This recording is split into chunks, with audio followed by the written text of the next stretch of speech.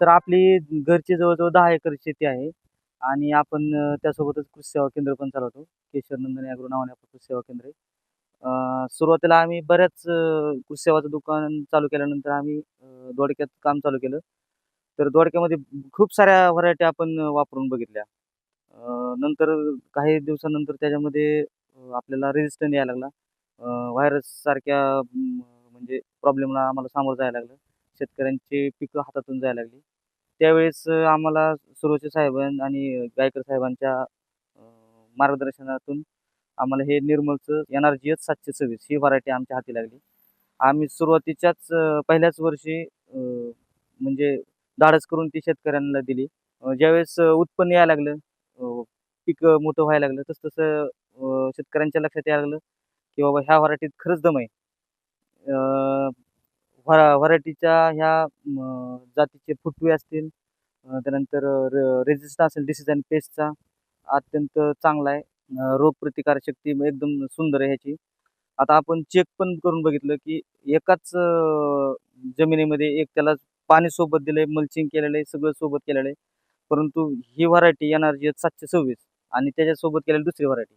तर ह्याच्यामध्ये एवढा फरक आहे, की ह्याला जो येणारा खर्च आहे तो ऑटोमॅटिकच कमी होतो. कारण त्याला आपल्याला येणारा खर्च म्हणजे पेस्टिसाइडचा खर्च असेल, फर्टिलायझरचा खर्च असेल, हा ऑटोमॅटिकच कमी झाला.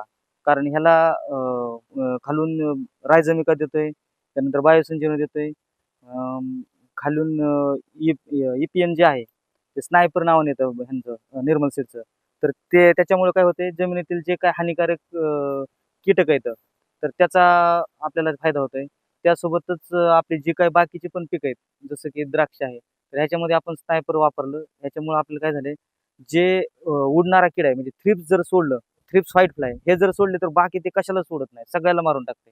अगदी 3 ते 4 दिवसात सुंदर असे याचे रिझल्ट येत आहेत. त्याचसोबतच NPK कॉन्सर्शिया आहे.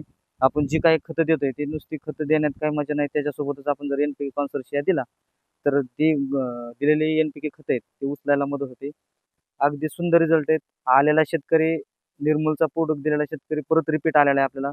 असं कधीच झालेलं नाही, की बाबा एक प्रॉडक्ट दिलाय आणि त्याच्यामध्ये आपल्याला काही प्रॉब्लेम आलाय. जरी काही आपल्याला जाणवलं तरी आम्हाला कंपनीचे प्रतिनिधी असतील, कंपनीकडून ते वेळोवेळी आपल्याला मार्गदर्शन करत असतात. शेतकऱ्यांना वेळोवेळी ट्रेनिंग देत असतात. नवीन-नवीन प्रॉडक्टवर आम्ही कंटिन्यू ट्रेनिंग सेशन ठेवत असतो. त्याच्यामध्ये शेतकऱ्यांनी पण खूप प्रतिसाद दिला. शेतकरी प्रतिसाद केव्हा देतो? जेव्हा त्याला प्रॉडक्टचे रिझल्ट येत असतात.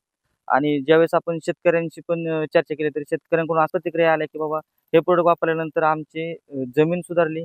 त्यासोबत पिकांची क्वालिटी सुधारली. पिकांच्या वाढीमध्ये फरक जाणवला. पिकांना नंतर फळांमध्ये कलर असेल, शायनिंग असेल, साईज असेल, त्याच्यामध्ये पण म्हणजे बदल दिसायला लागला.